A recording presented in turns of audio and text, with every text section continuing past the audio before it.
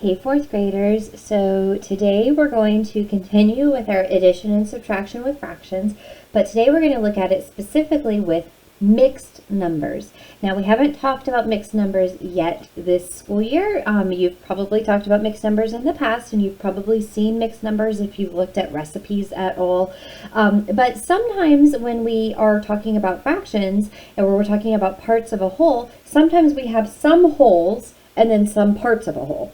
So for example, let's say I was having a birthday party for my son and we ordered 3 pizzas and we ate, 1.5 pizzas. So how much pizza do we have left? Well, we still have a whole pizza and then we have half of another pizza left. So we would have 1.5. And that's how you read it. So remember, we've said you don't say and in numbers. We actually do say and in numbers, but you don't say it in the middle of like 126. That and stands for you have wholes and then parts of wholes. So you say the whole number and the part, okay?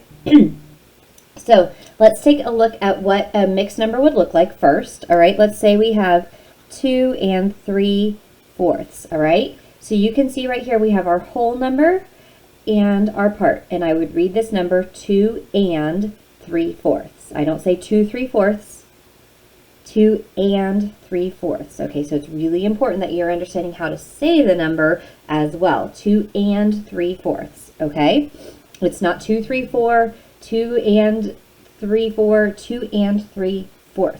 Okay, so we're making sure that we read the number correctly. Now, when I'm adding it to another mixed number, let's say I have 1 2/4. Notice again, my denominators are the same, just like they have been for all of our adding and subtracting with fractions, okay? But now we have whole numbers involved. So let's draw a picture of what this would look like. Because my denominators are 4, everything, even my wholes, are going to have 4 pieces, okay? So if I'm representing 2 3/4, I have I have to draw multiple wholes, right, to represent the 2. So here's one whole, here's another whole, and then I have to have another one, and I'm going to shade in 3 out of 4 pieces. So I have 1, 2, 3 pieces shaded in, plus one whole. Okay, shade the whole thing in, and another fraction circle with 2/4 shaded in.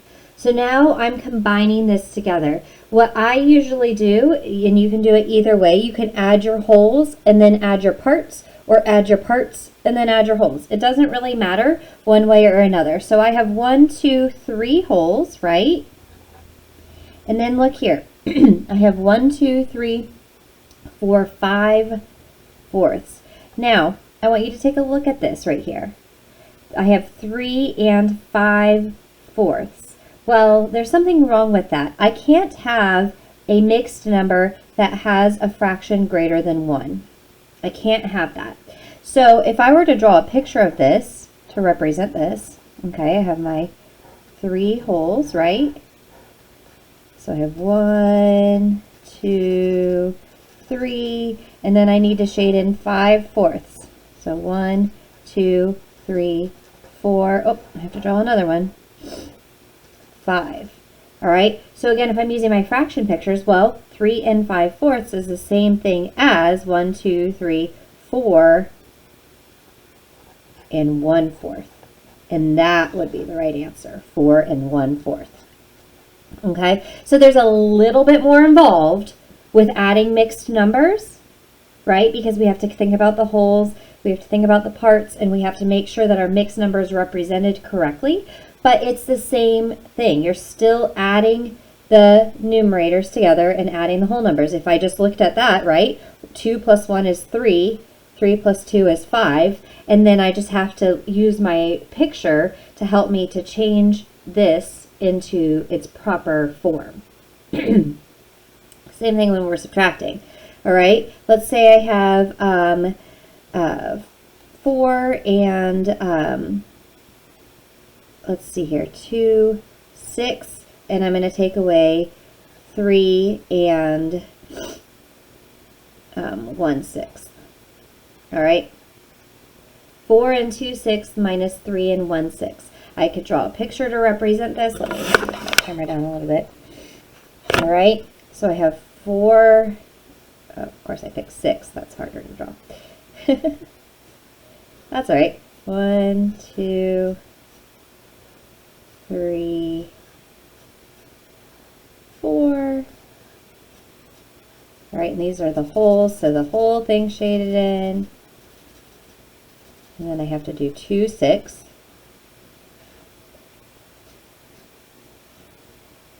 So 1, 2. Now here, because I'm subtracting, I'm crossing out. So I'm going to cross out 3 holes. 1, 2, 3, and then 1/6. I'm going to cross off the 1/6 from my part of a hole here. So what am I left with? I'm left with 1 hole and 1/6.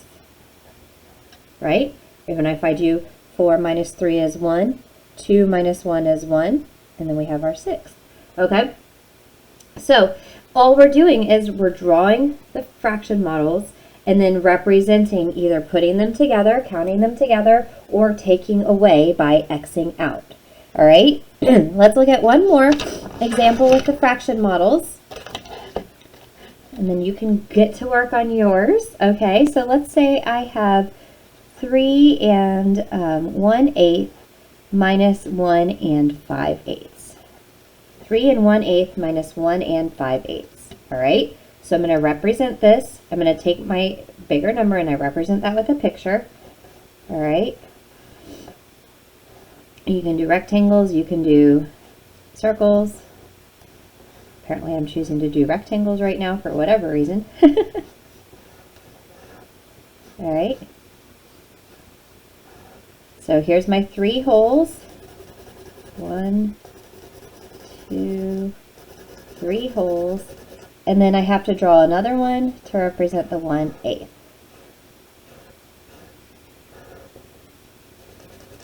Okay. Now, again, I'm going to cross off 1 and 5/8. So I'm going to cross off 1 hole, and then I'm going to cross off 5/8. 1, 2, 3, 4, 5. Okay, so I've crossed off 5/8. So what am I left with? I'm left with 1 hole and 4/8. All right, you guys see how I did that? All I did was draw it and then crossed them off. It would be a little easier if I shaded each section individually or use different colors. You can use different colors too. So if it is helpful to use like a darker color to draw your fraction models and then use your pencil to shade them in, and then you can use that darker color to X things out. That might make it a little bit easier for you to see and to represent. But that's really all you're doing when you're subtracting. Now you may be thinking, ooh, Mrs. Long, but here, okay, 3 minus 1 is 2, and 1 minus 5 I can't do. Okay, I'm going to show you that in the video that goes with your lesson, specifically on subtracting mixed numbers. I'm going to show you how to do regrouping, and I'm going to show you how to regroup with addition in that video as well. This lesson is all about using models to help you, and I personally find that these are the easiest types of models to use. You can use a number line as well. And there's some information in your actual lesson about using the number line to represent the mixed numbers and to count up or down. But I think that drawing the fraction models is the easiest strategy for you to use. You can also use the fraction strips, but what you have to do if you're printing them is to print multiple copies of it, because you have to have like more than just 6/6. And when you print just one copy, you only have 1 whole of each of the fraction strips. So that's why I'm doing it this way, where I'm drawing the actual models out, because then I don't have to have multiple copies of everything or anything like that.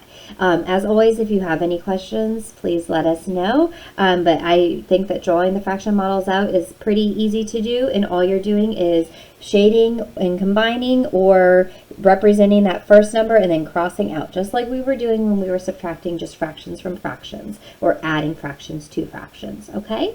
Have a great rest of your day, guys, and I'll see you in the next video. Bye!